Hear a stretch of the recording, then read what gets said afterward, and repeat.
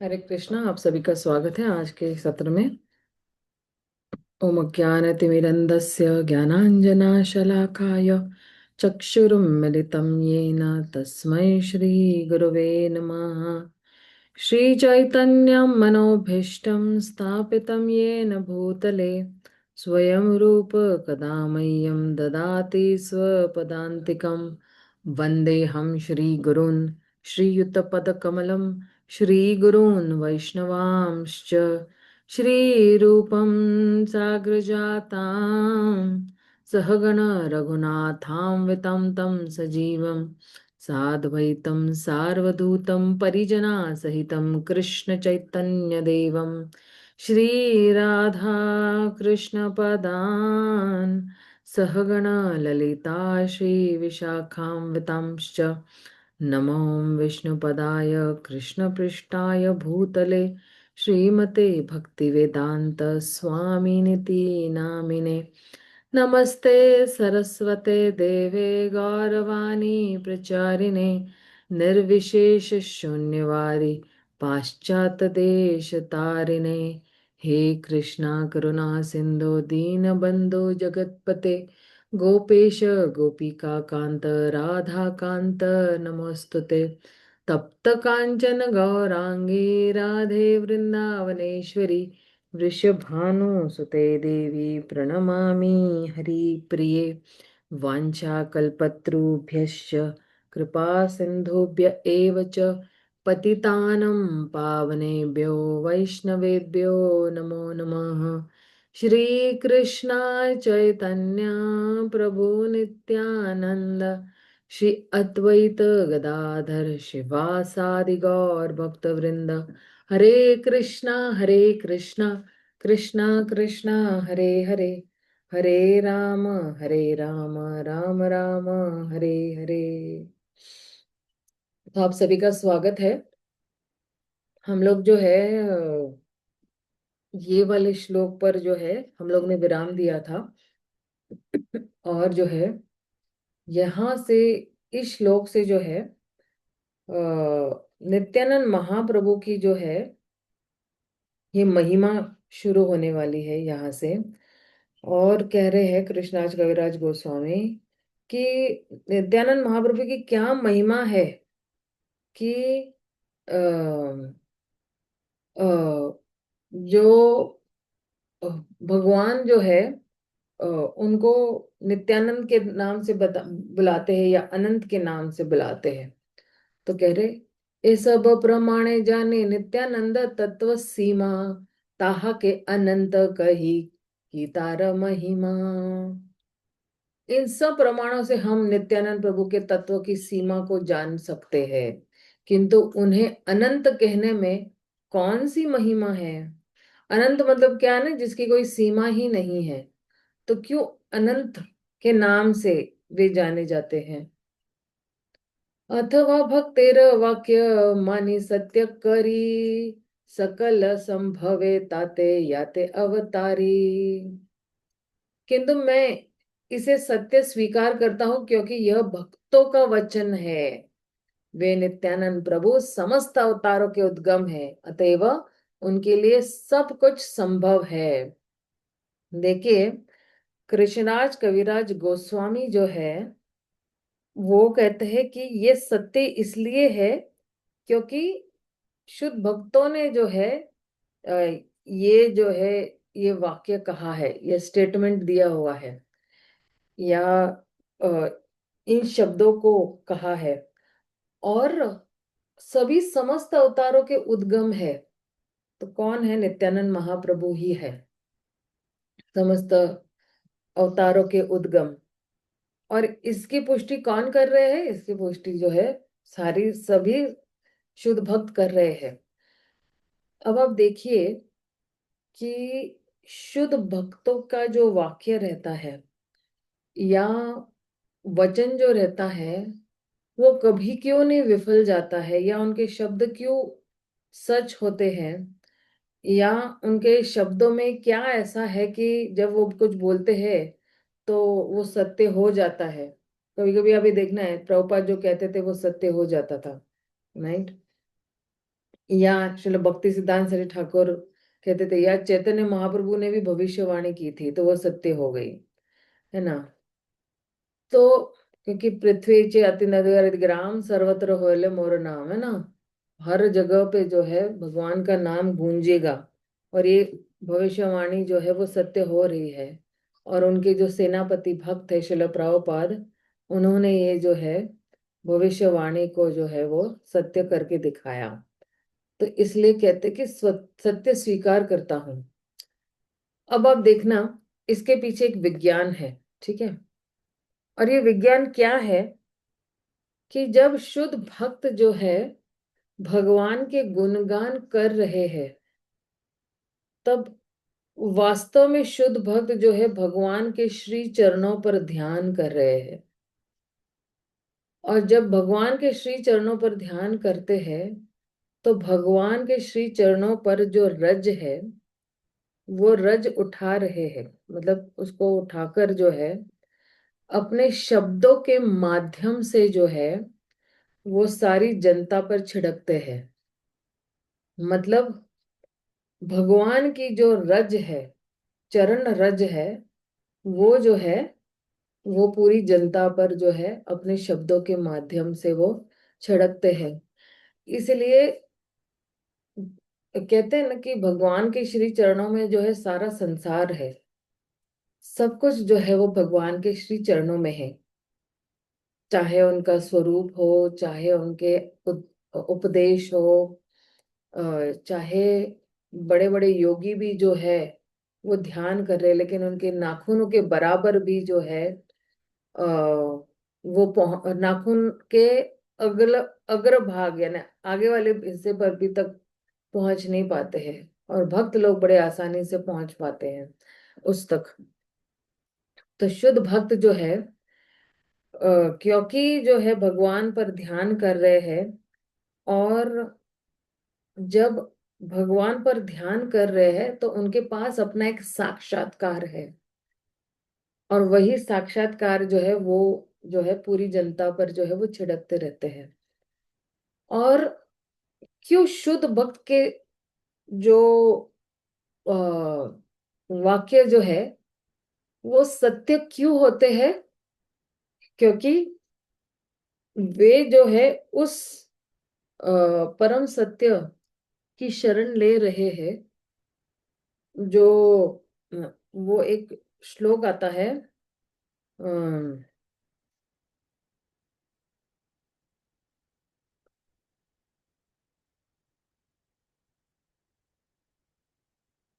एक सेकेंड,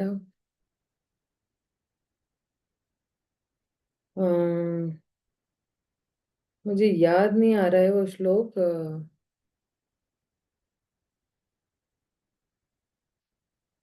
श्रीमद् भागवतम में ही है वो।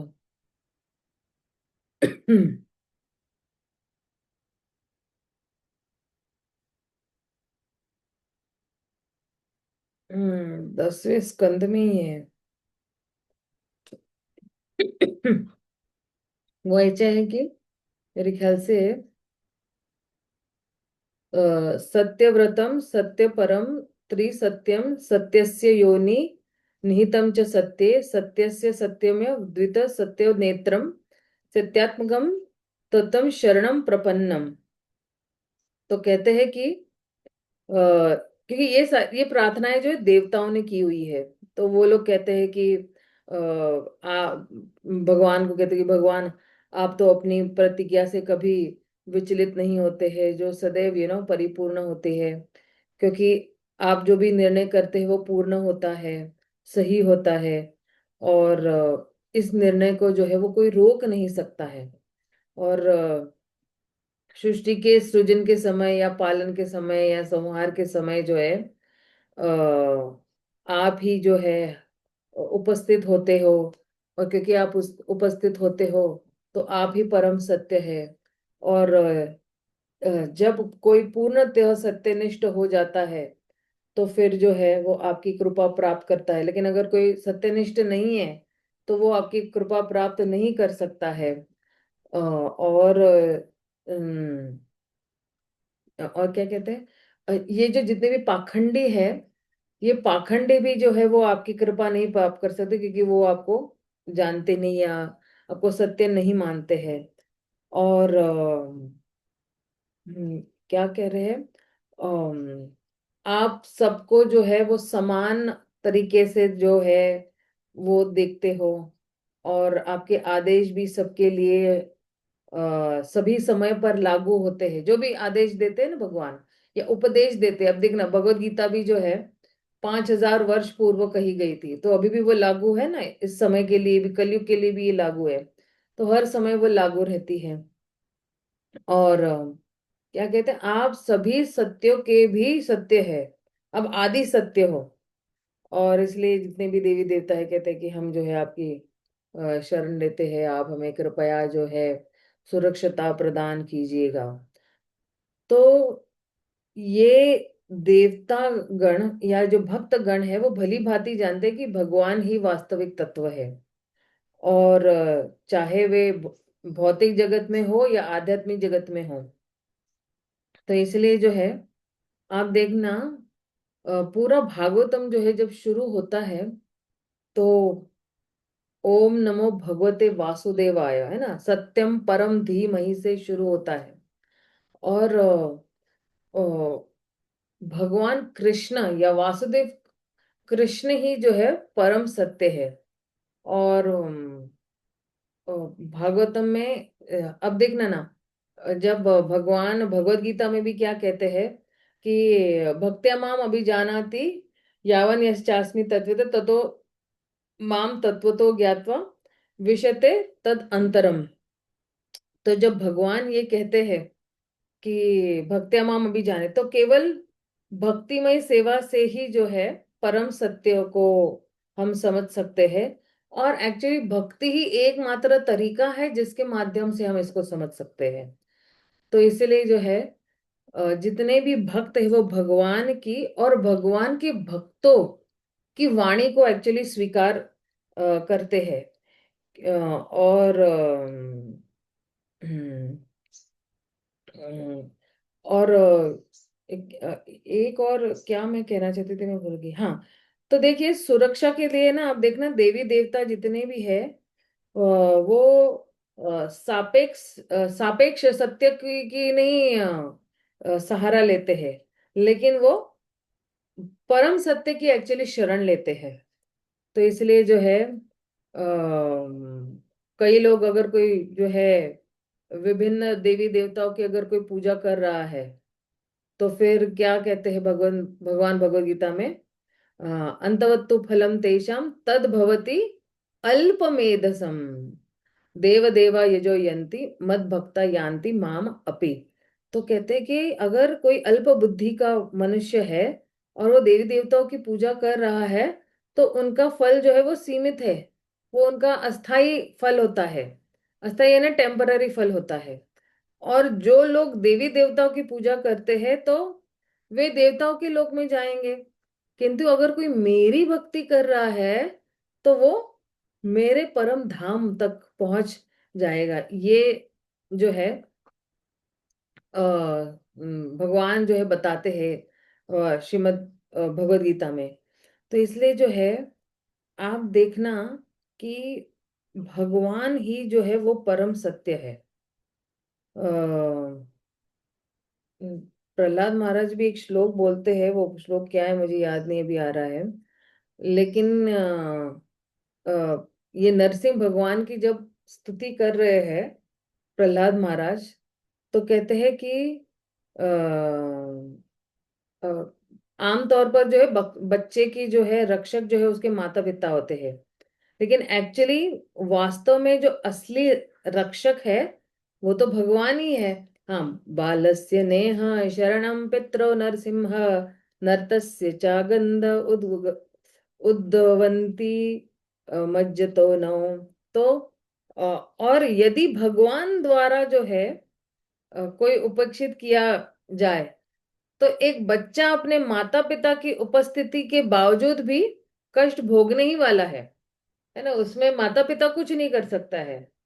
और कोई बीमार होगा तो फिर ये डॉक्टर की अगर सहायता के बावजूद भी जो है वो शिशु जो है या बच्चा है वो मर जाएगा। तो एक्चुअली जो है इस भौतिक संसार में जहाँ हम अपने भौतिक अस्तित्व के लिए संघर्ष कर रहे हैं, तो मनुष्यों ने जो है सुरक्षता के लिए कई साधन खोज रखे हुए हैं। अब आप देखना, हमारा अमेरिका का जो, सॉरी, अमेरिका का नहीं, वो लंदन का एक प्लेन क्रैश अभी हुआ है, राइट? तो कौन जो है जो है बचा पाया, राइट? और कितना भयानक और घातक एक्चुअली वो एक्सीडेंट था एक्चुअली। तो यदि भगवान जो है उनको स्वीकार कर दिया है, तो फिर क्या कहने। लेकिन अगर उन्होंने भगवान को स्वीकार ही नहीं किया है तो वो बेकार है। इसलिए जो है देवता जो है उद्देश्य पूर्ण ढंग से एक्चुअली, ये एक्चुअली कहते हैं कि सत्यात्मकम तम शरणम प्रपन्नम, लेकिन वास्तविक सुरक्षा तो एक्चुअली भगवान कृष्ण से ही प्राप्त होती है। और इसीलिए जो है 10वें स्कंद में जो देवता प्रार्थना कर रहे हैं, तो ये प्रार्थना जो है वो वास्तव में एक्चुअली भगवान की ही शरण लेने के लिए प्रार्थना कर रहे हैं। क्योंकि भगवान चाहते हैं कि व्यक्ति उनके प्रति समर्पित हो, है ना? जब भगवान कहते हैं ना, सर्वधर्म परित्यज्य मामेकम शरणम।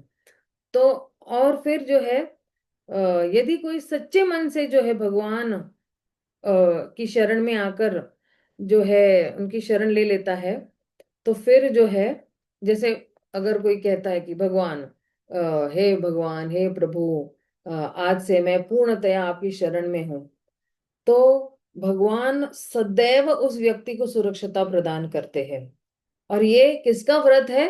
ये भगवान राम का व्रत है रामायण में। तो तो जब देवताओं ने भगवान की स्तुति की, क्योंकि वे कंस के बहुत हाहाकार से जो है वो त्रासित हो गए थे और बहुत सताए गए थे, तो रक्षा के लिए जो है, ये जो है देवकी के गर्भ में जो है वो स्तुति कर रहे हैं, गर्भ स्तुति हो रही है। और इसलिए जो है भगवान जो है वो सत्यव्रत के रूप में एक्चुअली, सत्यव्रत मतलब क्या, उनका वचन कभी खाली नहीं जाता है। तो इस प्रकार से भगवान कार्य करते हैं। और अब देखना, सुरक्षता तो बहुत सारे लोग प्रदान करते हैं ना, लेकिन जो सुरक्षा भगवान प्रदान करते हैं, तो देवी देवताओं की तुलना में भी फीकी है, किसी मनुष्य की तुलना में भी वो फीकी है। और जो है कहा जाता है कि इवन रावण जो है भगवान शिव का बहुत बड़ा भक्त था, किंतु जब भगवान राम उसे मारने आए तो भगवान शिव भी उसको सुरक्षता नहीं दे पाए। तो देवी देवता भी किसी को सुरक्षता प्रदान नहीं कर सकते हैं। और ब्रह्मा जी है, शिव जी है, नारद जैसे महान ऋषि है, और कोई अन्य देवताओं के साथ जो है, अब जो है वो मतलब ये तुलना नहीं की जा सकती है। तो इसलिए जो है अदृश्य रूप में भगवान जो है वो कंस के घर में एक्चुअली प्रकट हो गए थे। और उन्होंने भगवान के लिए जो है ये जो है, कौन प्रकट हो गए थे? देवी देवता प्रकट हो गए थे आपके कंस के घर में।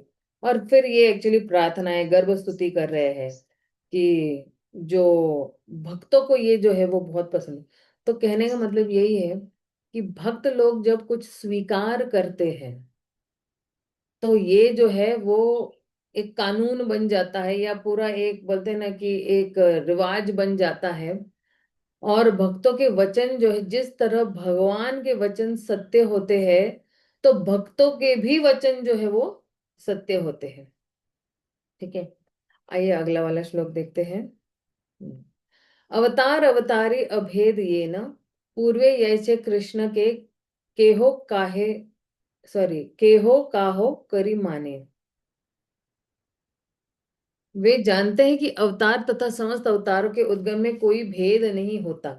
पहले भगवान कृष्ण विभिन्न लोकों द्वारा विभिन्न सिद्धांतों के संदर्भ में समझे जाते हैं। अब देखना, भगवान को समझने के लिए भी एक प्रक्रिया दी हुई है। वो प्रक्रिया अभी बता रहे कृष्णराज कविराज गोस्वामी हमें।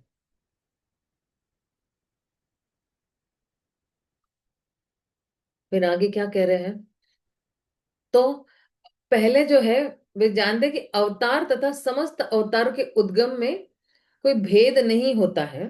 तो पहले भगवान कृष्ण की विभिन्न लोकों द्वारा विभिन्न सिद्धांतों के संदर्भ में समझे जाते हैं। तो आ, उनके जितने भी अवतार है, और अवतार के भी अवतार है, पहले उनको जो है विभिन्न संदर्भों से हम समझ सकते हैं। और फिर आगे क्या कह रहे, के हो कहे कृष्ण साक्षात साक्षात लर नारायण, के हो कहे कृष्ण हय साक्षात वामन। कुछ लोग कहते हैं कि कृष्ण साक्षात भगवान नारायण थे, और कुछ उन्हें वामन देव का अवतार कहते हैं। केहो कहे कृष्ण क्षीरो दक्षाई अवतार, असंभव न है सत्य वचन सबार। कुछ लोग भगवान कृष्ण को भगवान क्षीरोदक्षाई का अवतार कहते हैं। ये सारे नाम सत्य है, कुछ भी असंभव नहीं है। कृष्ण यबे अवतारे सर्वांश आश्रय, सर्वांश आसीत बे कृष्ण ते मिलय। जब पूर्ण पुरुषोत्तम भगवान कृष्ण अवतरित होते हैं, तब वे समस्त पूर्ण अंशों के आश्रय होते हैं। इस तरह उस समय उनके सारे पूर्ण अंश उनके साथ मिल जाते हैं। जब भगवान आते हैं तो सर्व अंश आश्रय, तो सारे अंश जो है वो क्या करते हैं, वो ओरिजिनल भगवान में जो है वो आश्रय ले लेते हैं, उसके अंदर पूर्णा साथ मिल जाते हैं। और फिर आगे क्या कह रहे, ये रूपे जाने से ताह कहे, सकल संभवे कृष्ण किछु मिथ्या नहे। जो जिस रूप में भगवान को जानता है वह उसी रूप में उनका वर्णन करता है। इसमें कुछ गलत नहीं है, क्योंकि कृष्ण के लिए सब कुछ संभव है। तो क्या कह रहे, एक सेकेंड, हाँ, तात्पर्य में क्या कह रहे हैं, इस प्रसंग से हम एक घटना का वर्णन करना चाहेंगे, जो हमारे दो सन्यासियों के बीच तब तब घटी, जब हम हैदराबाद में हरे कृष्ण मंत्र का प्रचार कर रहे थे। उनमें से एक ने कहा, हरे राम श्री बलराम का घोतक है, किंतु दूसरे विरोध ने किया कि हरे राम का अर्थ है भगवान राम है। अंत में यह विवाद मेरे पास पहुंचा, तो मैंने निर्णय दिया कि यदि कोई हरे राम में राम का अर्थ श्री बलराम करता है और दूसरा इसी का अर्थ भगवान रामचंद्र करता है, तो दोनों सही है, क्योंकि श्री बलराम तथा भगवान राम में कोई अंतर नहीं है। यह श्री चैतन्य चरितामृत में कृष्णराज कविराज गोस्वामी ने इसी निर्णय को कह सुनाया है। ये रूपे जाने से ताह कहे, सकल संभवे कृष्ण किछो मिथ्या नहे। यदि कोई भगवान रामचंद्र को हरे राम ध्वनि से पुकारता है और इसका अर्थ है भगवान रामचंद्र समझते हैं, तो वह बिल्कुल सही है। इसी तरह यदि कोई कहता है कि हरे राम का अर्थ जो है श्री बलराम है, तो वह भी सही है। जो लोग विष्णु तत्व से अवगत रहते हैं, वे इन बातों पर झगड़ते नहीं हैं।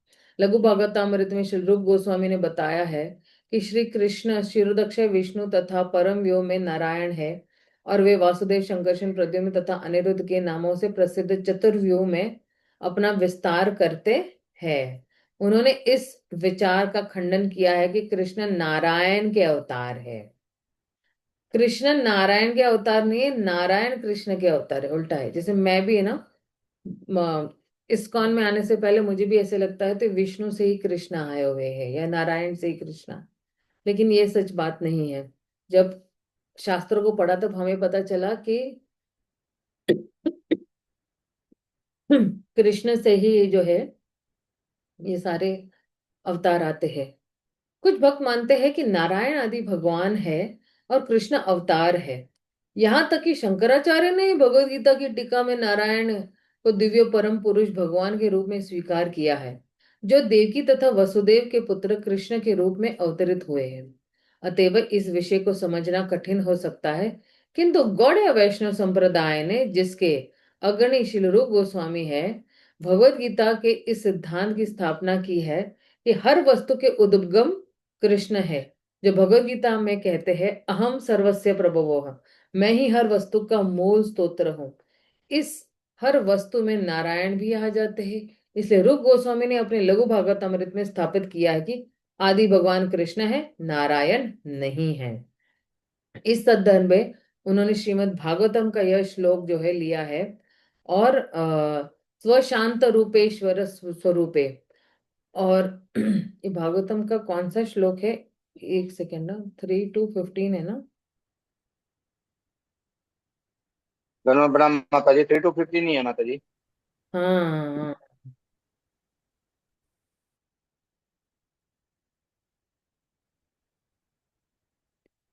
एक सेकेंड है। हम्म 3 to, अच्छा,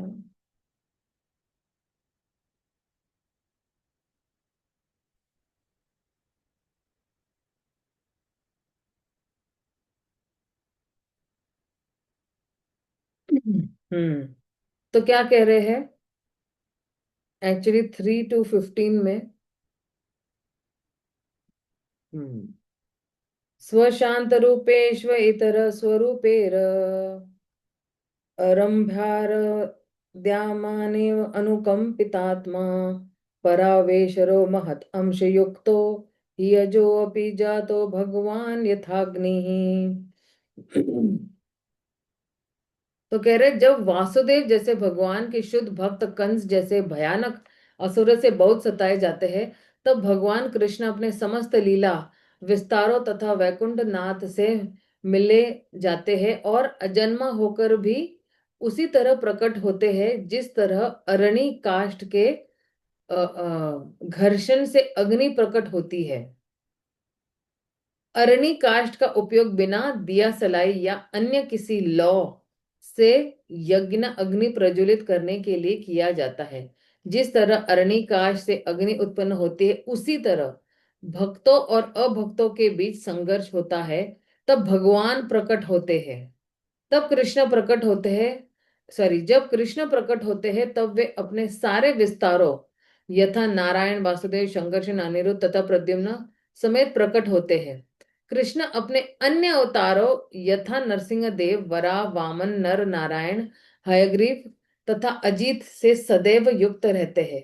वृंदावन में कभी कभी कृष्ण ऐसे अवतारों के कार्यों को प्रदर्शित करते हैं। ब्रह्मांड पुराण में कहा गया है, जो भगवान वैकुंठ में सभी जीवों के मित्र चतुर्बुध नारायण कहलाते हैं, और क्षीर सागर में श्वेत द्वीप के स्वामी कहलाते हैं, और जो समस्त पुरुषों में सर्वश्रेष्ठ है, वे ही नंद के पुत्र के रूप में प्रकट हुए हैं। अग्नि में तरह तरह के आकार के स्फुल्लिंग रहते हैं, कुछ बड़े होते हैं तो कुछ छोटे छोटे स्फुल्लिंगों की उपमा जीवों से दी जाती है, और बड़े स्फुल्लिंगों की भगवान कृष्ण के विष्णु अंशों से। सारे अवतार कृष्ण से ही प्रकट होते हैं, और अपनी लीलाएं समाप्त करने पर वे पुनः कृष्ण में समा जाते हैं। तो कोई कार्य अगर करना है तो फिर वो जो है वो अपने आप ही प्रकट हो जाते हैं। जब उनका कार्य समाप्त हो जाता है तो कृष्ण में ही समा जाते हैं। इसलिए विभिन्न पुराणों में कृष्ण को कभी नारायण, कभी क्षीरोदक्ष विष्णु, कभी गर्भोदक्ष विष्णु, कभी वैकुंठ नाथ कहा गया है। चूंकि कृष्ण सदैव संपूर्ण है, मूल शंकरशन में रहते हैं, और चूंकि सारे अवतार मूल शंकरशन से प्रकट होते हैं, अतः यह समझना चाहिए कि वे अपनी परम इच्छा से कृष्ण की उपस्थिति में भी विभिन्न अवतारों को प्रकट कर सकते हैं। इसलिए महर्षियों ने विभिन्न नामों से भगवान का गुणगान किया है। अतएव यदि समस्त अवतारों के उद्गम उन मूल पुरुष को कभी कभी अवतार कहा जाए, तो इसमें कोई त्रुटि नहीं है। मूल पुरुष को भी कभी कभी अवतार कहा जाए तो इसमें कोई त्रुटि नहीं है। ठीक है ना? अतएव फिर अभी आगे, अच्छा, आदि सुत प्रभु को कुछ पूछना है या कहना है। आदि सुत प्रभु, आप क्या कहना चाहते हो? हाँ, हरे कृष्ण मंदिर। मतलब जी, यहाँ जो लघु भागवतम अमृत है वो किसने लिखा है? बलदेव विद्याभूषण ने लिखा है या रूप गोस्वामी ने? श्रील रूप गोस्वामी ने लिखा है प्रभु जी। माता जी, जो हमने पिछले श्लोक में देखा, ये कौन सा श्लोक है? 83। 83 में जो तात्पर्य है, वो तात्पर्य में लिखा है लघु भागा भागवत अमृत में बलदेव विद्याभूषण कहते हैं। हाँ हाँ हाँ हाँ हाँ। उसमें क्या है प्रभु जी कि अगर कोई आचार्यों ने अगर कुछ लिखा हुआ है तो उस पर हाँ ज्यादा और गहराई से एक्सप्लेन करते हैं या उसकी टीका देते हैं या उसको समझाते हैं। तो जैसे बलदेव विद्याभूषण ने भी जो है भगवत गीता पे टीका दी हुई है, और बाकी बहुत हाँ सारे विश्वनाथ चक्रवर्ती ठाकुर ने भी उस पर टीका दी हुई है। तो बलदेव विद्याभूषण ने भी लघु भागवतामृत पर टीका दी हुई है। तो फिर उनकी टीका, ओरिजिनल जो रूप गोस्वामी की टीका है, फिर बलदेव विद्याभूषण ने जो है फिर लघु भागवत अमृत में कहा है। तो फिर ये जो है ये चलते रहता है जो अपने वैष्णव आचार्यों के साथ कि और अच्छी तरह से जो है, जैसे मान लो अभी हम लोग ये चैतन्य चरितामृत पढ़ रहे हैं, तो मेरी समझ क्या है मैं समझाती हूँ, मेरे दृष्टिकोण से क्या मुझे समझ में आया तो मैं समझाती हूँ। तो इस तरह से जो है बलदेव विद्याभूषण भी जो है वो हमें समझाने की कोशिश कर रहे हैं यहाँ पे। ठीक है ना प्रभु जी? Yes ma'am. तो ओके, आगे क्या कह रहे हैं? अतएव श्री कृष्ण चैतन्य गोसाई सर्व अवतार लीला करी सबारे देखाई। इसलिए भगवान श्री चैतन्य महाप्रभु ने सबके सामने सभी विभिन्न अवतारों की सभी लीलाएं प्रदर्शित की है। हम्म। और फिर आगे क्या कह रहे हैं? ए रूपे नित्यानंद अनंत प्रकाश से भावे कहे मुझी चैतन्य दास। इस तरह भगवान नित्यानंद के अनंत अवतार है, दिव्य भाव में वे अपने आप को चैतन्य महाप्रभु के दास कहते हैं। तो ये दिव्य भाव में वो अपने आप को क्या कहते हैं? दास कहते हैं। और नित्यानंद महाप्रभु के तो असीमित या अनंत जो है वो अवतार है। फिर आगे क्या कहते हैं? आप देखना एक्चुअली, ये जो 34वां श्लोक है ना, तो नित्यानंद महाप्रभु जो सभी अवतारों के उद्गम है, वो स्वयं अपने आप को क्या कहते हैं? मैं चैतन्य महाप्रभु का दास हूं। और कहते हैं, कभी गुरु कभी सखा कभी भृत्य लीला, पूर्वे ये न तीन भावे ब्रजे कैल खेला। तो कह रहे, हे भगवान श्री चैतन्य महाप्रभु की सेवा कभी उनके गुरु के रूप में, तो कभी मित्र के रूप में, और कभी दास के रूप में करते हैं। जिस प्रकार भगवान बलराम ने व्रज में इन तीन विभिन्न भावों में भगवान कृष्ण के साथ क्रीड़ाएं की हुई है। तो देखिए, भगवान को भी कंपनी चाहिए होती है। तो अपने ही विस्तार के साथ, क्योंकि भाव एक ही होगा ना, और जो विस्तार होगा वो मान लो दो मित्र है, ठीक है ना, और दोनों मित्र में बहुत घनिष्ठ प्रेम है, और दोनों में कोई दूसरे से अपने आप को बड़ा नहीं मानता है। दोनों एक दूसरे से बहुत प्रेम करके दोनों अपने आप को एक दूसरे से नीचा ही समझते हैं। मतलब अगर मान लो मेरी एक सहेली है तो मैं समझूंगी कि नहीं नहीं, मैं तो उसकी दास हूँ, मैं उसकी सेवा के लिए ही बनी हूँ। या मेरी सहेली सोचती है कि नहीं नहीं, मैं तो ना इसके सेवा के लिए बनी हुई हूँ। तो कोई अपने आप को महान नहीं समझता है। अब ऐसी मित्रता तो घनिष्ठ होगी ही, राइट? तो ये भगवान का जो पहले विस्तार है, बलराम जी जो है, ये भगवान को अलग अलग भाव में जो है सहायता करते हैं। तो और उनके अ, जो दिव्य भाव में जो है ना, तो नित्यानंद महाप्रभु अपने आप को, या बलराम जी जो है अपने आप को है चैतन्य महाप्रभु के दास समझते हैं। और इसलिए कभी गुरु के रूप में, कभी मित्र के रूप में, कभी दास के रूप में जो है वो उनकी जो है वो सहायता करते, क्योंकि आप देखिए ये जितने भी भाव है, ये भाव किस लिए प्रकट होते? भगवान को प्रसन्न करने के लिए। वहां पे आध्यात्मिक जगत में, गोलोक वृंदावन में, हर किसी का एक ही उद्देश्य है कि मैं किस तरह से भगवान को प्रसन्न कर सकूं। तो इसलिए बलराम जी जब कृष्ण के साथ जब क्रीड़ाएं करते हैं, तो उनको आनंद देने के लिए क्रीड़ा करते हैं। आनंद भोगने के लिए क्रीड़ा नहीं कर रहे उनके साथ कि चलो चलो कृष्ण के साथ हमें भी मजा आएगा। नहीं, हम कृष्ण को आनंद देंगे, इसलिए हम क्रीड़ा करना चाहते हैं।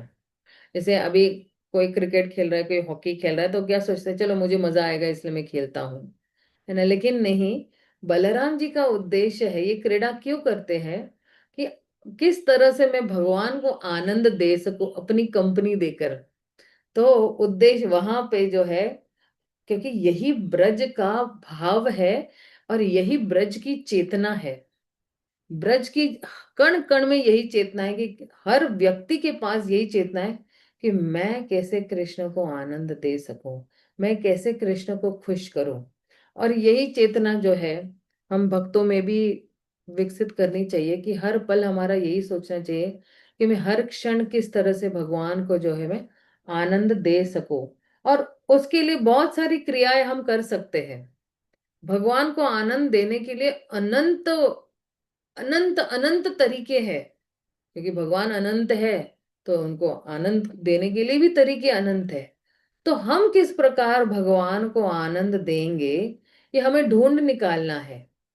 चाहे वो माला करके, चाहे भगवान का नाम लेके, भगवान का प्रचार करके, पुस्तक वितरण करके, भगवान के लिए भोग बना के, भगवान का मंदिर साफ करके, भक्तों का दासानुदास बन के, या फिर जो है हाँ जो है अलग अलग लोगों को भगवान के मंदिर से जोड़ना, अलग अलग लोगों को भगवान के मंदिर में सेवाओं में जोड़ के रखना, ये भी भगवान की सेवा है।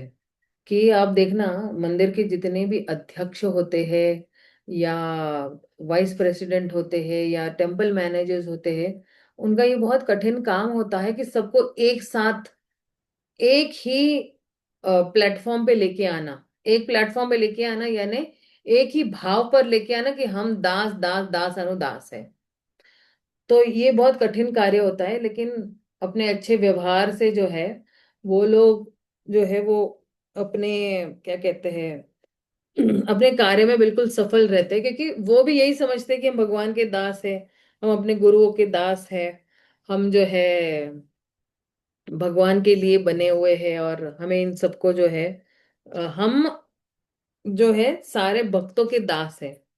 मंदिर के अध्यक्ष जो भी कोई टेम्पल मैनेजमेंट में थे, वो ये नहीं सोचते कि चलो हमको ये पोस्ट पोजीशन मिल गई तो बल्ले बल्ले है, नहीं। वो यही समझते हैं कि हम जो है इन सभीयों के दास हैं। यही दासत्व का भाव है। और दासत्व के भाव अर्जित करते समय कुछ सीमाओं का भी वो लोग ध्यान रखते हैं कि अ, एक सीमा खींच लेते हैं कि हमें इस सीमा से पार नहीं करना है। जैसे मान लो कि वो लोग ये नहीं सोच सकते हम स्त्रियों के भी दास है, नहीं, भाव यही है, लेकिन स्त्रियों से भी दूर रहना है। लेकिन उनको भी जो है मंदिर के सेवाओं में जो है वो संलग्न करके रखना है। इस तरह से ये भाव जो है हर एक भक्त का होना चाहिए कि हम सभी की दास हैं। हम दास दासों के दास, क्योंकि आध्यात्मिक जगत में यही है कि हमें जो है सखिया मंजरिया गोपियां उनके नीचे ही जो है सेवा करनी है।